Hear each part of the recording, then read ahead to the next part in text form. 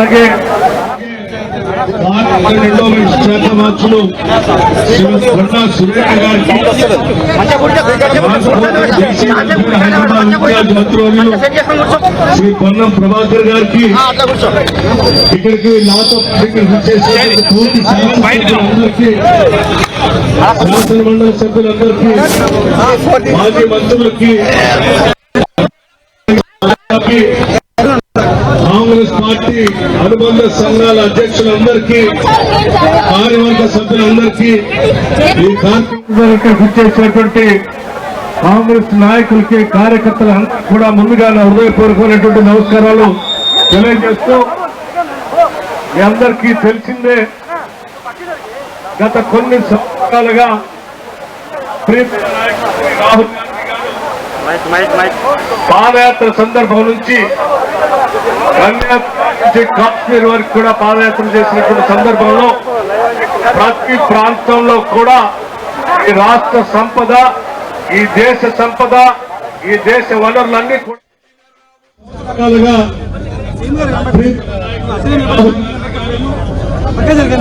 పాదయాత్ర సందర్భం నుంచి కాశ్మీర్ వరకు కూడా పాదయాత్ర చేసినటువంటి సందర్భంలో ప్రతి ప్రాంతంలో కూడా రాష్ట్ర సంపద ఈ దేశం దోచిపెట్టవద్దు, సంపద మొత్తం ప్రజలకి ఉండాలని చెప్పి పెద్ద ఎత్తున ప్రతి రాష్ట్రం చెప్పినటువంటి విషయం అందరికీ తెలిసింది. గత కొన్ని సంవత్సరాలుగా దేశ సంపద మొత్తాన్ని కూడా నరేంద్ర మోడీ గారి ఆశతో అదానీ గారు దోపిడీ చేస్తున్న వైనాన్ని అందరికీ తెలిసింది. అఖిల భారత కాంగ్రెస్ కమిటీ నాయకత్వం శ్రీ ఖార్గే గారి నాయకత్వంలో ఈ రోజు కాంగ్రెస్ పార్టీ దేశవ్యాప్తంగా కూడా ఒక కార్యక్రమాన్ని తీసుకొని పార్లమెంట్ లో ఈ రోజు ప్రతిపక్ష నాయకుడిగా ఉన్నటువంటి రాహుల్ గాంధీ గారు ప్రపంచ వ్యాప్తంగా పెద్ద ఎత్తున దర్యాప్తు చేసేటువంటి సంస్థలు అమెరికాలో ఉన్నటువంటి కూడా ఈ రోజు భారతదేశంలో అదానీ గారు ఏ రకంగా ప్రజల సొమ్మును దోపిడీ చేశారు, బ్యాంకులను ఏ రకంగా మోసం చేశారు, ప్రపంచ వ్యాప్తంగా ఆర్థిక సంస్థలు ఏ రకంగా మోసం చేశారు, దేశానికి చేస్తున్నారు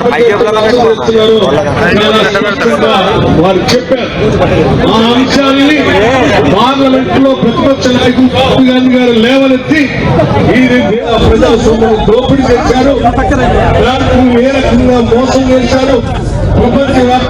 ఈ రోజు కాంగ్రెస్ పార్టీ పక్షాన పార్లమెంట్ లో ఈ అంశాన్ని లేవనెత్తడమే కాదు, జాయింట్ పార్లమెంటరీ కమిటీ వేసి దీనిపైన తగినటువంటి విచారణ జరిగి దేశ ప్రజలకి న్యాయం చేయాలని పెద్ద ఎత్తున ఆడ గొంతెత్తి మాట్లాడుతూ ఉంటే కూడా ఈ దేశ ప్రధానిగా ఉన్నటువంటి నరేంద్ర మోడీ గారు పట్టించుకోకుండా గాలికి వదిలేస్తున్నటువంటి సందర్భంలో దేశ ప్రజల కోసం, ఈ దేశ సంపద ప్రజలకి ఉంచడం కోసం కాంగ్రెస్ పార్టీ నాయకత్వంలో అన్ని రాష్ట్రాల్లో జరుగుతున్నటువంటి నిరసన దీక్షల్లో సందర్భంగా ఈ రోజు తెలంగాణ రాష్ట్రం నుంచి కూడా తెలంగాణ రాష్ట్ర కాంగ్రెస్ కమిటీ తరఫున ఈరోజు మహేష్ కుమార్ గౌడ్ గారి ఆధ్వర్యంలో చేసినటువంటి ఈ కార్యక్రమానికి ముఖ్య అతిథులుగా రాష్ట్ర ముఖ్యమంత్రి వర్యులు శ్రీ రేవంత్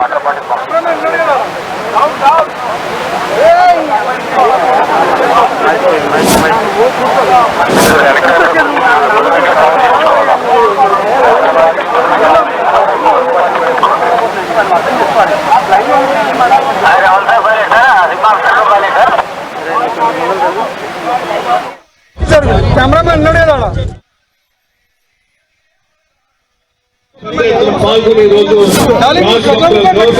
వినతి పత్రాన్ని ఇవ్వడం కోసం మేము చేసుకున్నటువంటి చిన్న ప్రయత్నమే ఈ కార్యక్రమం అని చెప్పి అందరికీ సమయంగా మనం చేస్తూ కార్యక్రమానికి దేశ ప్రజల రాష్ట్రంలో కూడా మద్దతు ఇవ్వాల్సిందిగా వేడుకుంటూ మేము ముగిస్తాం. ధన్యవాదాలు. రాష్ట్ర ప్రజల్ని, దేశ ప్రజలకి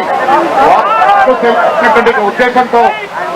ఏఐసిసి చేపట్టిన కార్యక్రమంలో పాల్గొంటున్నటువంటి ఏఐసిసి ఇన్ఛార్జ్ శ్రీమతి దీపాదాస్ మున్సి గారిని మాట్లాడుతున్నా కోరుతాం.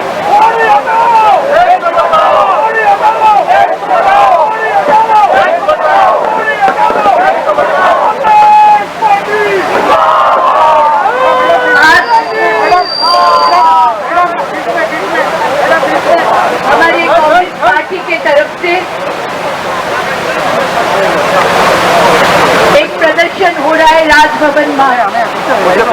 हमारे साथ बैठे हुए हमारे आदरणीय मुख्यमंत्री रेवंत रेड्डी जी, उप मुख्यमंत्री भट्टी जी, हमारे मिनिस्टर दामोदर नरसिम्हा जी, कुंडुलेटी जी, पूनम प्रभाकर जी, श्रीधर बाबू जी का नाम ले लिया, और मिनिस्टर्स और MLCs, हमारे कांग्रेस के चेयरमैन, वाइस चेयरमैन और जितने कार्यकर्ता आज मौजूद हैं, पूरे देश में मोदी जी का जो तानाशाही चल रहा है उसके खिलाफ आवाज उठाने के लिए सबको बहुत बहुत धन्यवाद। हम लोग आए हैं, अब सब जानते हैं पूरे देश में एक तरफ मणिपुर राज्य में आग चल रहा है, हर एक 3 लोगों का मौत हो रही है, महिलाएं रो रही है, फिर भी 1 साल से मोदी जी के पास समय नहीं हुआ कि वो मणिपुर जाए। वो बिजी है अदानी जी को